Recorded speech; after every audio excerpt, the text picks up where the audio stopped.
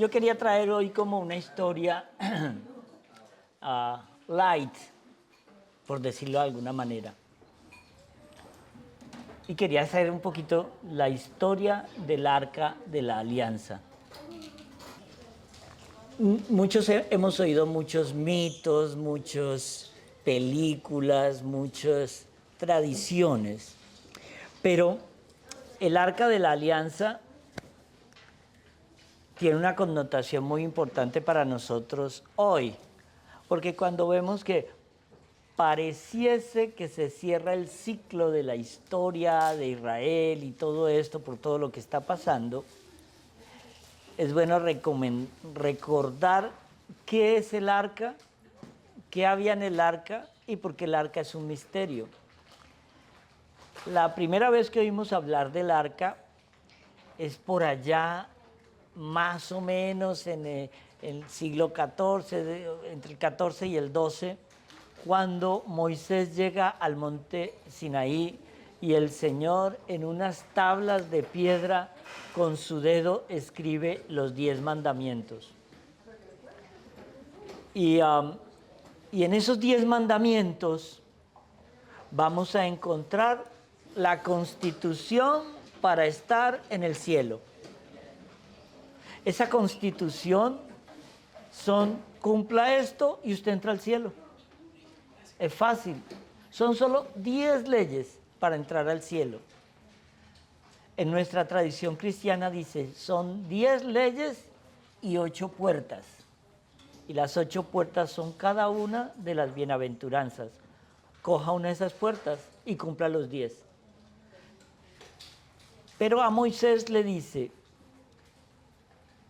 cuando él baja del monte, después de 40 días en el sistema numérico cabalístico judío estamos hablando de mucho tiempo.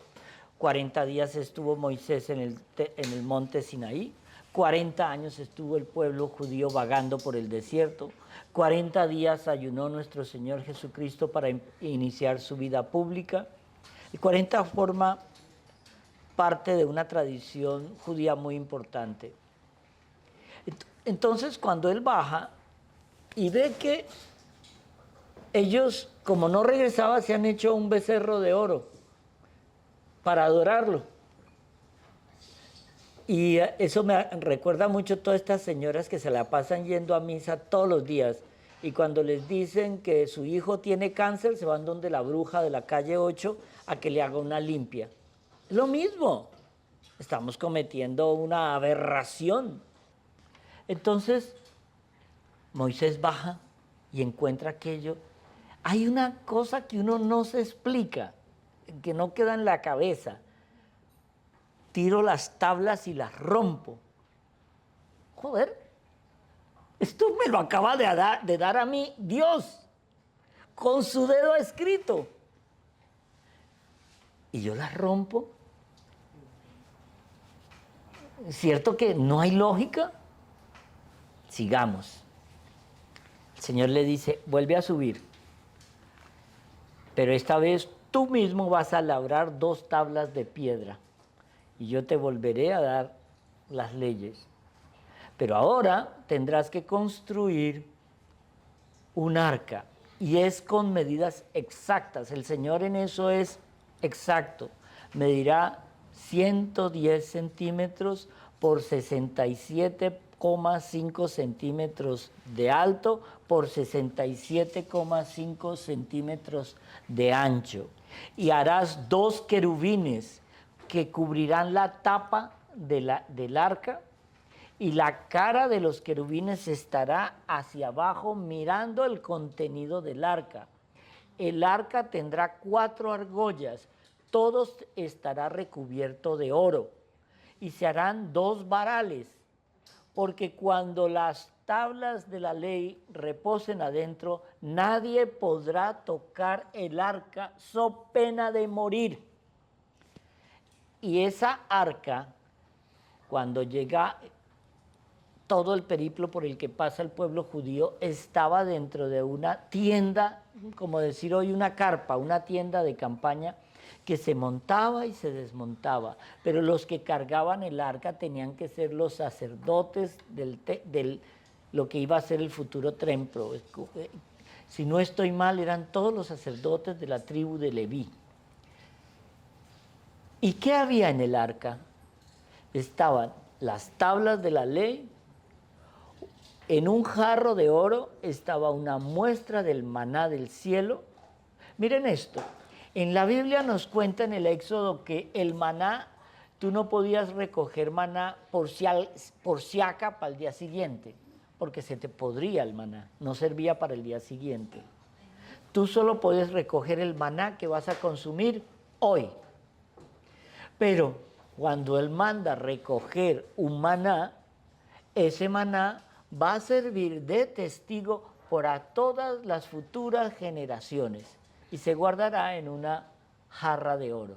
Qué curioso, ¿no? O sea, si me lo voy a comer se pudre, pero el de la jarra no se pudre. Ah, el Señor tiene ese jueguito. Y había otra cosa, el báculo de Aarón, que fue el que floreció. Uno se imagina que si 110 centímetros es como 1,10 metros, una cosa así, ¿no? Y esto, el báculo tenía que ser algo como de 2 metros y pico, porque báculo es un bastón larguísimo como el que llevan hoy los obispos, lo cual supone que ese báculo era como lo hacen los obispos hoy, que se puede desenroscar y se va guardando por partes. Eso era lo que nos dice la Biblia que había en el báculo, en el arca de la alianza. Cuando los israelitas entran de nuevo a la tierra de Canaán, van a pelear con mucha gente.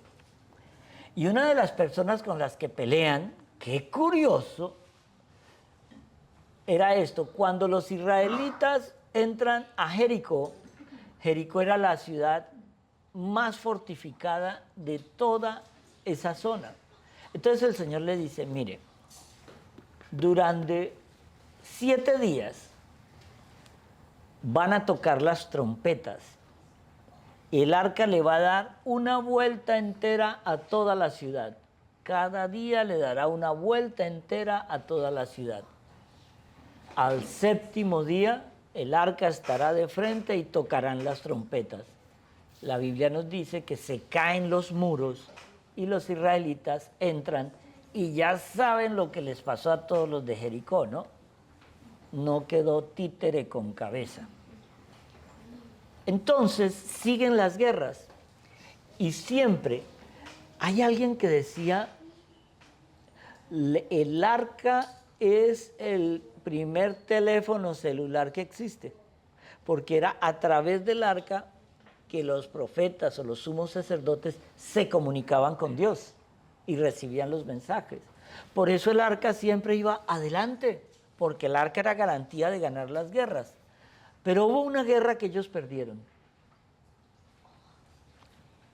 Y esa guerra va a ser contra los filisteos. ¿Les suena la palabra filisteo? Y ellos se roban el arca y se la llevan a la capital de los filisteos. ¿Dónde va a quedar la capital de los filisteos? En la franja de Gaza. ¡Oh! ¡Qué coincidencia!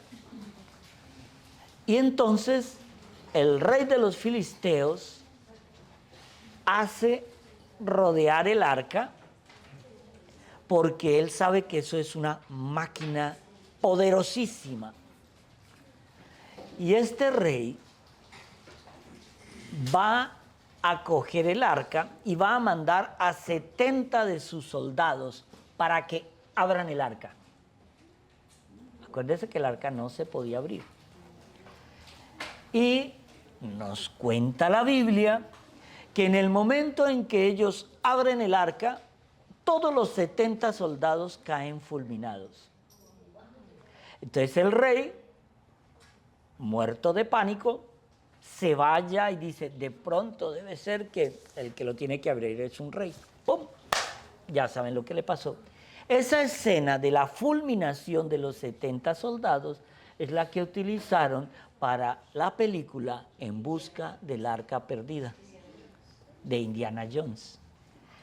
Pero eso es figurativo, ahí lo ponen como si fueran los soldados de Hitler y todo esto. Pero bueno, el arca va a formar así una serie de tradiciones hasta que el rey David logra consolidar ese imperio israelita en lo que hoy equivale a Israel, Jordania, el sur de Siria, parte de Irak y todo el desierto del Sinaí. Todo eso era Israel, era un imperio. Todo el que quería pasar de Asia con mercancías hacia África, porque África era la Europa del momento.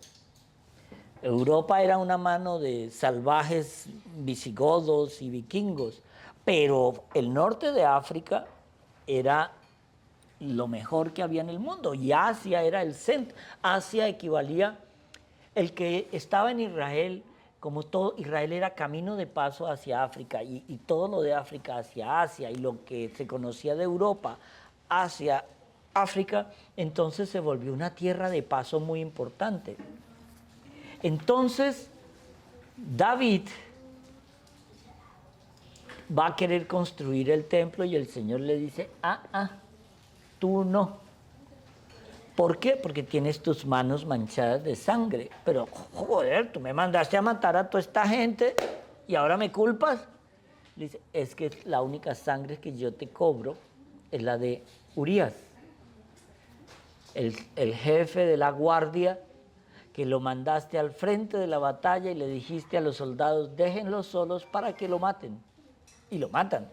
Y él se casa con Betsabé. Y de Betsabé va a tener 2 hijos. El menor de todos se va a llamar Salomón. Y es a él a quien el Señor le encarga construir el templo. Pero el templo no se hizo como un centro de adoración. No. El templo se construye para proteger el arca y el arca para proteger las tablas de la ley. Algo tenía el arca que nosotros no sabemos. El arca siempre ha sido un misterio total, por la manera como está hecha, por las medidas tan exactas. En el arca es donde los cristianos podamos argumentar que nuestros hermanos protestantes nos dicen, no, es que Dios manda que no se hagan imágenes. ¿Perdón? ¿Y quién mandó que se hicieran 2 querubines sobre el arca? Aquí hay algo que no cuadra, ¿cierto? Pero el Señor mandó que se hicieran 2 ángeles para proteger el arca. Entonces, Salomón construye el templo y todo lo que hay dentro del arca, mire, al templo, eso tiene una explanada afuera grandísima donde puede entrar todo el pueblo. Luego está el atrio interior donde pueden entrar los hombres. Luego solo se pueden acercar al altar del incienso los sacerdotes y en el Santo Santorum, que era el centro del templo, solo podía entrar el sumo sacerdote una vez al año, no más, a hablar con Dios. Esto se va a repetir durante muchos años.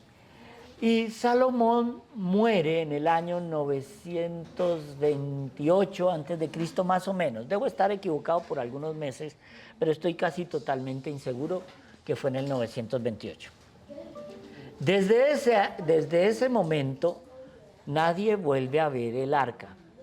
Desde ese momento, el arca prácticamente desaparece de la vista de la gente. Pero aquí es cuando empiezan las tradiciones. Hay varias tradiciones de dónde está el arca. Hay una que dice que 5 años después de la muerte de Salomón, el faraón Sisac de los egipcios, en el año 923, roba el arca y se la lleva. Pero le empiezan a ocurrir una serie de plagas y muertes y todo esto, y todo el que toca el arca se va muriendo. Entonces él dice, ¿sabe que yo no quiero esto? devuelvan esa vaina, coge 2 bueyes, lo ponen encima y mándeselo a los judíos. Y se lo mandan, pero en el camino, cuando ya se la han entregado a los israelitas, en el camino para devolver el arca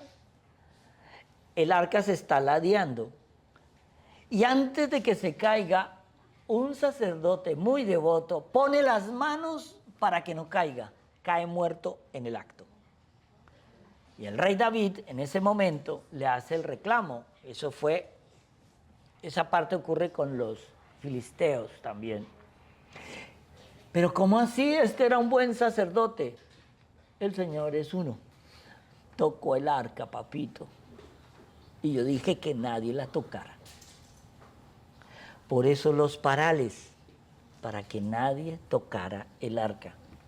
El arca no se puede tocar. Luego hay varias tradiciones. Yo me reuní varias que son lindísimas. Una, ¿cómo se llamaba la reina de Saba? No me griten todos. Abisinia. Abisinia tuvo un romance con Salomón. Salomón tenía, creo que eran 300 esposas y 700 concubinas. La reina de Saba queda impresionada y quiere conocer al rey Salomón. Y ahí hubo un romance raro. Y de ese romance va a nacer un hijo. Ese hijo se va a llamar Menelik. Entonces, Menelik crece y cuando es grande le dice, ella se devuelve a lo que hoy conocemos como Etiopía, ¿cierto? ¿Alguien aquí ha estado en Etiopía? Menelik va a Jerusalén a conocer a su papá y él queda muy contento con este hijo. Imagínate cuántos hijos tendría Salomón, pero a él le fascina Menelik. Porque contrario a todos los reyes, Menelik había sido criado como fue criado David, con 3 características: en la soledad, en el servicio y en la oración. ¿No les parece interesante? Él no fue, si ustedes ven a los reyes de Inglaterra, de España, ahorita de Dinamarca, son familias ostentosas que educan en la abundancia y terminas llenos de caprichos de abundancia. Pero David no fue educado así. David vivía solo y hacía una de las funciones más humillantes de la época, que era ser pastor de ovejas. ¿Por qué humillante? Porque la oveja, cualquier animal, se consideraba impuro. Y si tú estabas tocando ovejas, pues tú eras impuro. Entonces, el servicio a la comunidad lo prestaba David como cuidando las ovejas de su padre Yesé. Entonces, Menelik fue educado en Etiopía. Aunque era hijo de la reina de Saba y del rey Salomón, fue educado de una manera diferente. Eso le agradó a Salomón. Entonces, cuando él no lo quería nombrar heredero del trono, entonces se le opone todo el pueblo de Israel. Pero ¿cómo va a ser que este nació de una aventurilla suya y que es mejor que lo saque de aquí? Entonces Salomón, como era tan sabio, dice, ok, está bien, lo voy a mandar de nuevo a Etiopía, pero con una condición: él se va a ir con el primogénito de cada una de las familias más prestigiosas de Israel. Toma ya. Y entonces le obedecen. Hay una tradición que dice que Menelik, la noche antes de salir de Jerusalén, se robó el arca. Y junto con todos los primogénitos del pueblo de Israel, se va a Etiopía, pero con el arca. Esa es una de las tradiciones más fuertes que hay de dónde está el arca. Él llega a Sana, la capital de la época, y entonces allí manda a construir un templo exactamente igual al templo de Salomón. Y allí va a descansar el arca de la alianza. Ha habido muchas tradiciones y se considera que allí, en ese templo que todavía sigue guardado, está esa famosa arca. Pero miren esto, aquí vamos a empezar a entender algo bien lindo. En el libro de Deuteronomio nos habla de un rey muy malo, que se llamó Manasés, alrededor del año 687 antes de Cristo. Es conocido uno de los peores reyes de todos los tiempos en Israel. ¿Por qué? Porque Manasés, siendo judío, prohíbe el judaísmo. Y para ofrecérselo al dios o al demonio Balaam, él quema y ofrece a su primogénito en el altar, al dios Balaam. Imagínate. Y obliga a que todos hagan lo mismo. Y mete un libro que es un libro que es una herejía dentro del templo, lo cual decía que ya el arca no estaba en el templo. ¿Por qué? Porque cuando Sisac, muchos cientos de años antes, se lleva el arca para Egipto y lo mete en el templo de él allá en Egipto, al otro día la estatua grandísima de esa deidad que ellos tenían aparece en el suelo vuelto a trizas. Ponen otra estatua gigantesca y al otro día la estatua está en el suelo sin cabeza. Ponen otra estatua el otro día y es cuando ya en un terremoto se destruye el templo. Yo no me acuerdo bien cómo es la tradición, pero este faraón, acojonado, le devuelve otra vez devuelve el arca. O sea, es que tener el arca era peligroso. No se sabe entonces ahorita dónde está. ¿Me dejas acabar, por favor? La serie de Netflix está larga. Entonces, los etíopes, después de Menelik, para legitimar este acto, crean un mito. Y usted ante un mito no pelea. El arca va a estar más o menos desde que ellos se lo sacan unos 800 años como un mito, ¿cierto? Pero aquí hay algo bien interesante. En el año 587 antes de Cristo, el rey de los babilonios Nabucodonosor, cuando entra a Jerusalén, entra y se roba todo, saquea Jerusalén, quema el templo y se lleva todos los vasos sagrados del templo. Pero nunca se habla del arca. No hay una imagen, un texto que diga que el arca salió de ahí para Babilonia. Nunca. Lo cual lo que quiere decir es, que como el asedio de Jerusalén llegó a durar 3 años, los propios sacerdotes del templo cogen el arca y la van a enterrar en lo que hoy conocemos debajo del domo de la roca, donde está esa mezquita con la cúpula de oro. Una de las tradiciones de dónde está el arca dice que está ahí, pero en el fondo.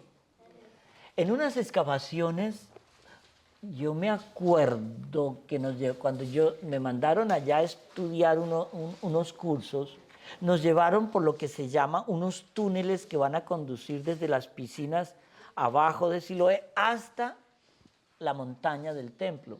Eso no es para turistas, sino para cuando uno es así obsesivo compulsivo y se mete a estudiar esas cosas. Y nos metieron desde la piscina de Siloé por unos túneles que una pared le queda aquí, la otra aquí, da claustrofobia. Creo que si no estoy mal, son como casi 2 o 3 kilómetros que usted está así, y el aire para respirar es muy difícil. Pero eso lo mandó a construir el rey David para que el agua nunca le faltara al templo, porque era donde se hacían las abluciones y los holocaustos. Pero durante estos 3 años de asedio, se dice, yo no estaba ahí, que los sacerdotes del templo construyen una sola roca, que es la que tapa la entrada a la cámara donde guardan el arca de la alianza.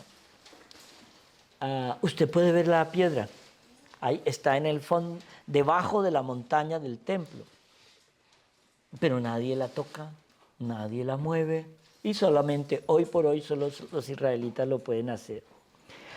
Y luego va a venir otra tradición, que esta es muy bonita. Miren esto, hacia el año 1099 aparece un movimiento en Europa liderado por el Papa para liberar a las tierras sagradas o la Tierra Santa de la mano de los musulmanes, ¿cierto? Y es cuando se empiezan a crear las primeras cruzadas. Y va a haber unos caballeros, 9 de ellos, que se van a dedicar a proteger el templo.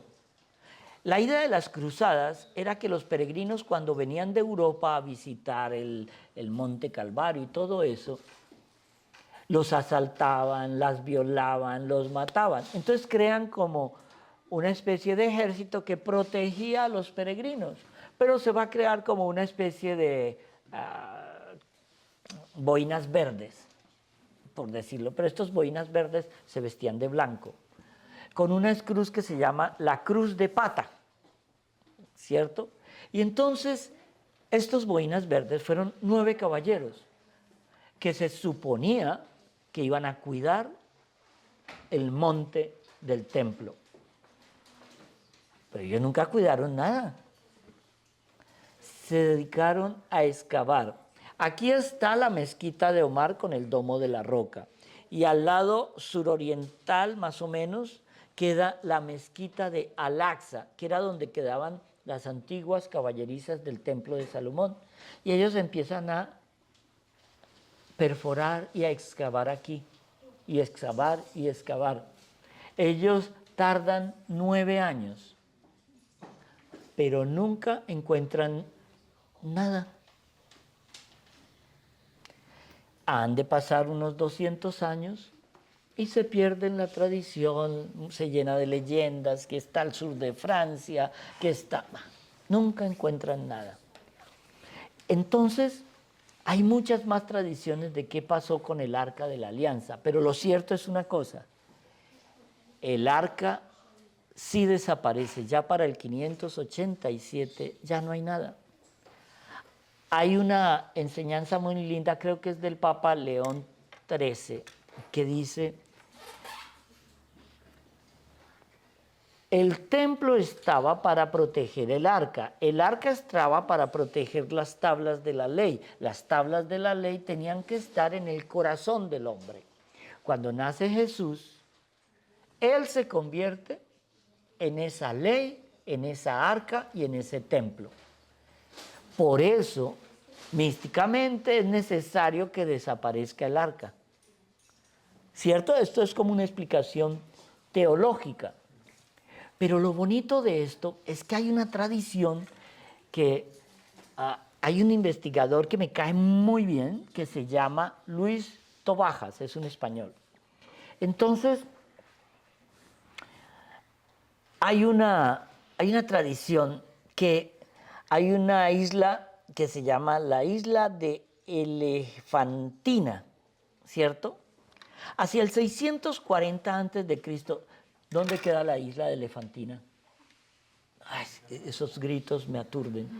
Queda en Egipto, en el delta casi en el delta del Nilo.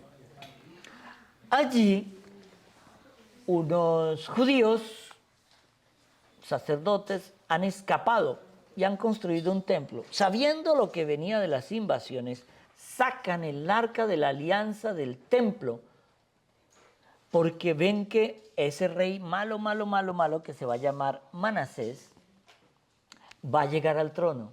y va a profanar eso, entonces sacan el arca de la alianza.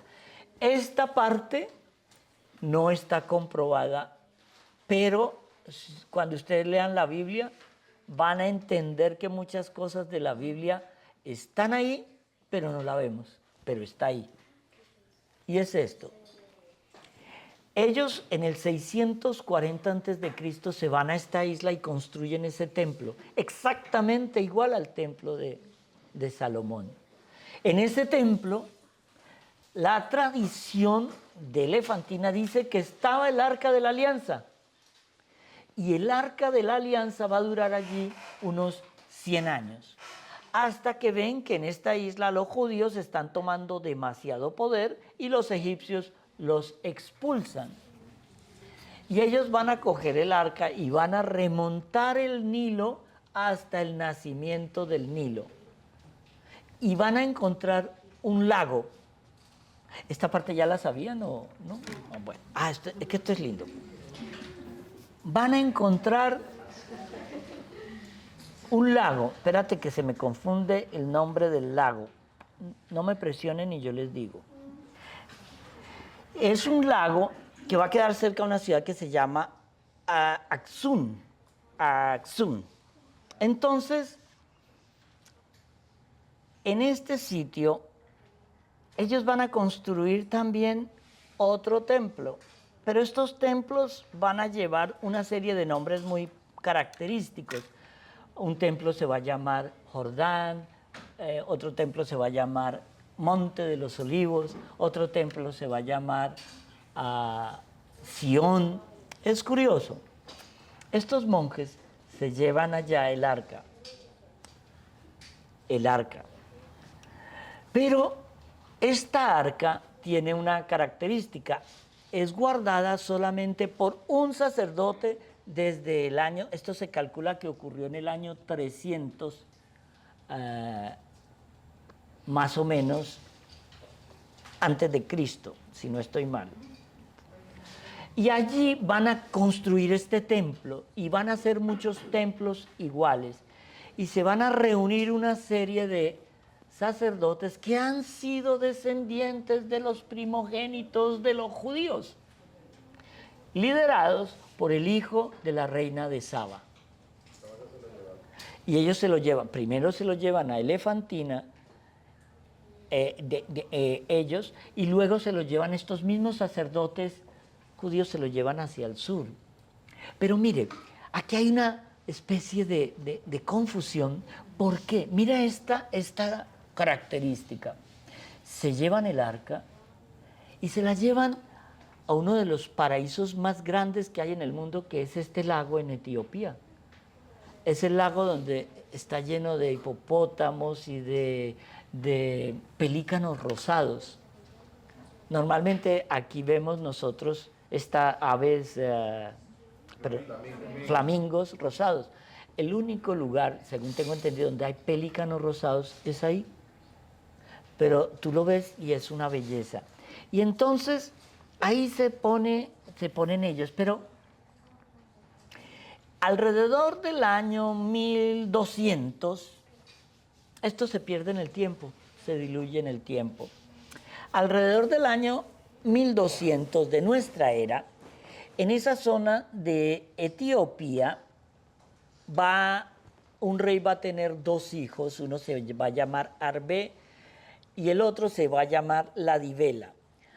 Arbe era malo y trata de envenenar a Ladivela. Ladivela huye y se va a refugiar en Jerusalén y va a ser protegido por los templarios.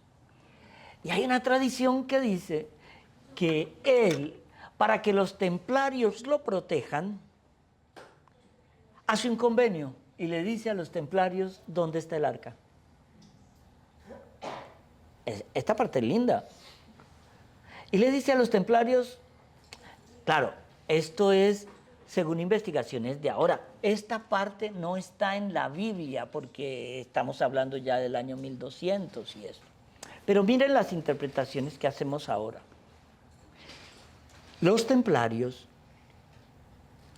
protegen de la noche a la mañana a Ladivela y le dicen que le van a dar protección para que él regrese a Etiopía y sea el rey. Pero se viene con una tradición. Estas iglesias que van a ser construidas ahí son unas iglesias con características muy especiales. Todas van a tener la cruz de la famosa cruz de los templarios, ¿cierto? La que llevan en el pecho. Y lo que han construido allí es una belleza de iglesias. Y hay una tradición que dice que de día trabajaban los hombres en esas iglesias y de noche trabajaban unos ángeles vestidos de blanco. Ahí es donde empiezan ellos a conformar todo. Pero volvamos al momento ahora en el que Moisés rompe las tablas de la ley. Esta es una teoría muy bonita.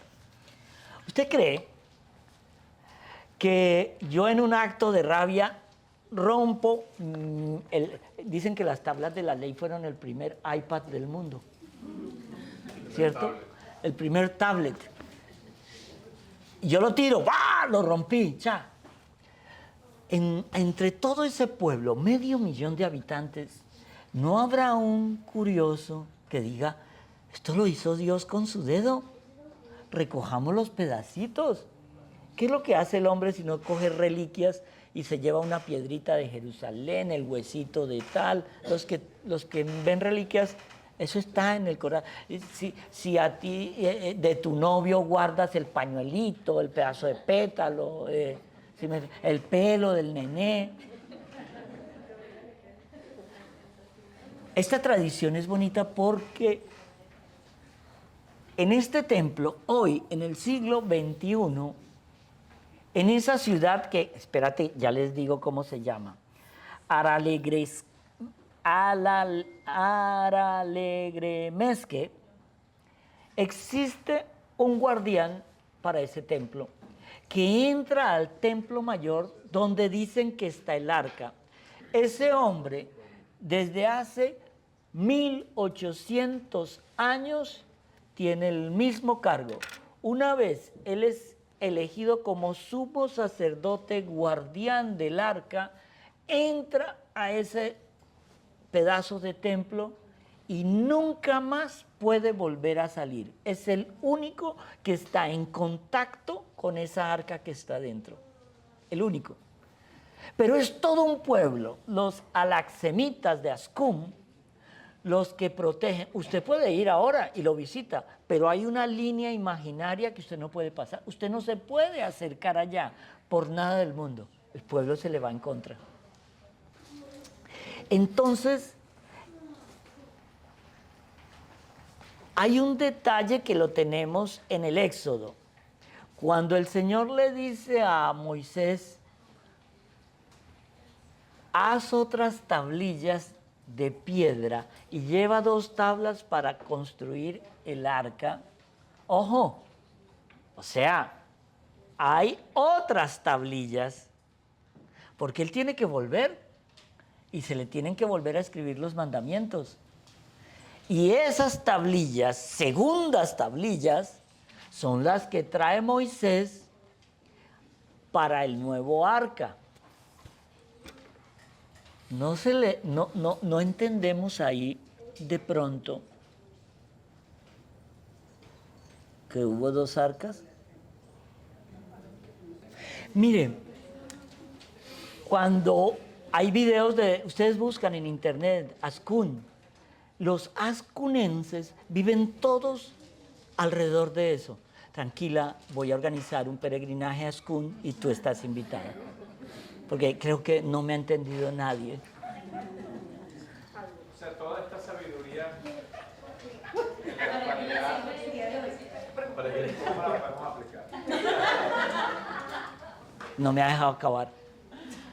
Pero al final le digo algo, si Moisés rompió las tablas, entonces tenemos alto chance de hacer muchas cosas.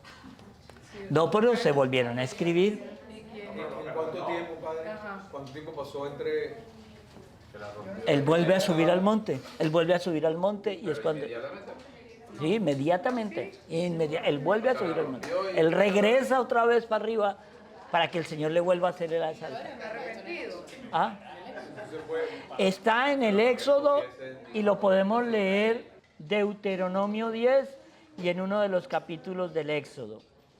Entonces, cuando nosotros, es que ¿sabe qué? Levante la mano el que haya entendido el libro del Éxodo y el que haya leído Deuteronomio. Ustedes saben que Deuteronomio fue un libro descubierto muchos siglos después.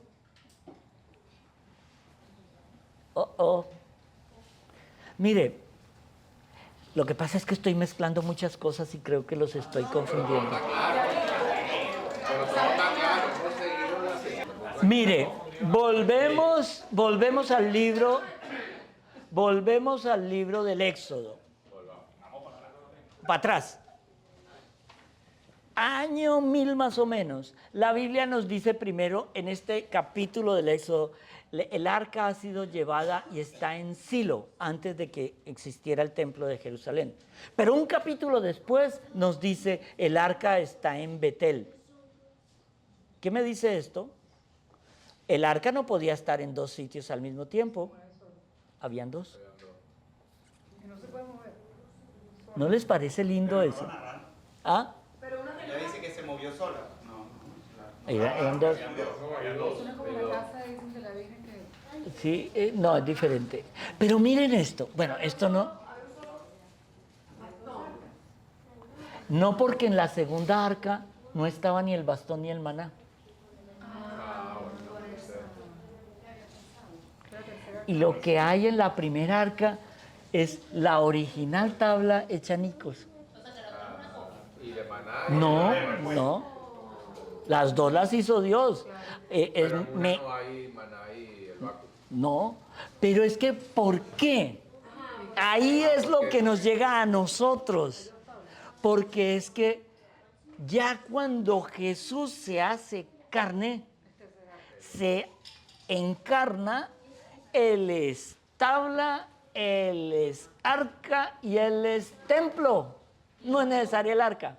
Por eso el arca se tiene que perder. Pero lo más curioso de todo esto es que el arca, tanto la una de Sana como la otra en Ascún, están en Etiopía. En el país más miserable de todo África. Y como nadie le cree, yo creo que al final de la historia el Señor nos va a decir, es que ¿usted dónde esconde un libro? En una biblioteca. ¿Usted dónde esconde una hoja de un árbol? En el bosque. Nos va a demostrar que por falta de creer, Él podía poner el tesoro más grande de la humanidad en medio de nosotros y no lo veríamos. Pero mire, es que la enseñanza es esta. Las tablas de la ley tienen que estar en nuestro corazón, no en el arca. Las tablas de la ley tienen que estar escritas en el corazón del hombre con el dedo de Dios, no en el templo. Porque el templo que formó Jesús es tu cuerpo. Tu cuerpo es templo del Espíritu Santo. San Pablo a los Corintios. Entonces, entender que muchas veces lo físico y obvio tiene que desaparecer para que lo trascendente del alma fluya, es entender que estamos entendiendo el mensaje de Jesús hoy, en este siglo. Cuando desaparece el templo en el 587 la primera vez, ¿se perdió el judaísmo? No, el judaísmo empezó a trabajar en el corazón del hombre. Cuando mataron a nuestro Señor Jesucristo, matamos a nuestro Señor Jesucristo, Él nos dijo, ahora estaré con ustedes hasta el final de los tiempos. ¿Dónde? En la Eucaristía. He ahí el mayor tesoro del mundo, la Eucaristía. No hemos entendido que la Eucaristía va a ser profanada mucho más y por eso la Eucaristía es perseguida por los satánicos, porque quieren destruir aquello que podemos ver, porque la fe, los sacramentos así se convierten son un signo visible de un misterio invisible, de una enseñanza invisible. El Señor nos quiere a nosotros que seamos tabla, arca y templo. Amén.